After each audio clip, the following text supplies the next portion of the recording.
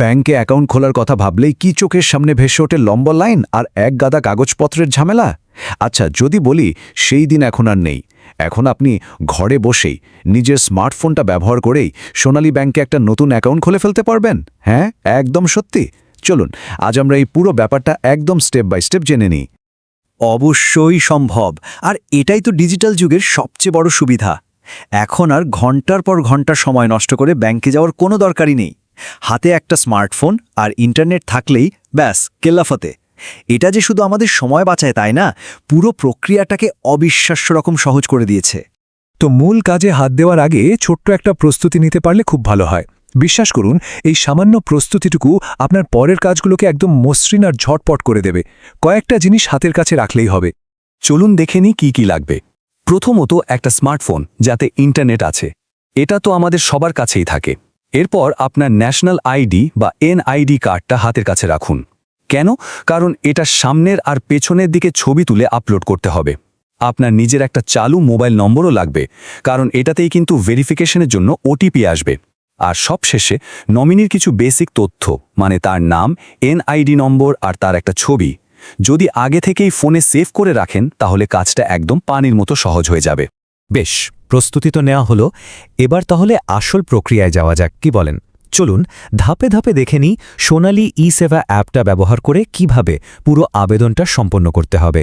সবার প্রথম কাজ, গুগল প্লে স্টোর থেকে সোনালী ই-সেবা অ্যাপটা ডাউনলোড করে ফেলুন।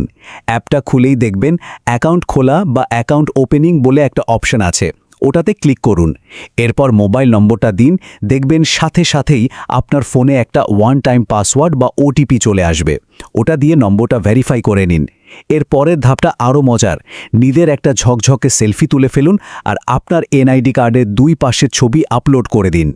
এবার আপনার সামনে একটা ফর্ম আসবে। ঘাবড়ানোর কিছু নেই, এখানে মূলত 3টে কাজ।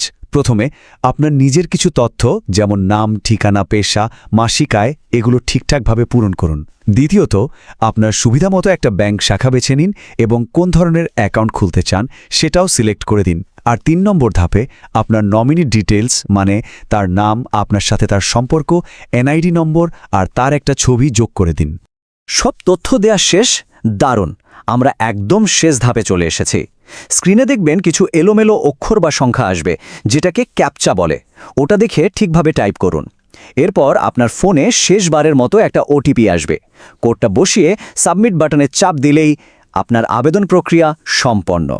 আর সাবমিট করার প্রায় সাথে সাথেই জাদুর মতো আপনার ফোনে একটা এসএমএস চলে আসবে।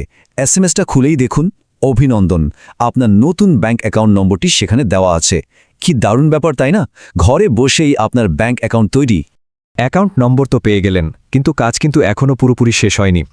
অ্যাকাউন্টটা সম্পূর্ণভাবে চালু আর সুরক্ষিত করার জন্য ছোট্ট একটা ফাইনাল স্টেপ বাকি আছে।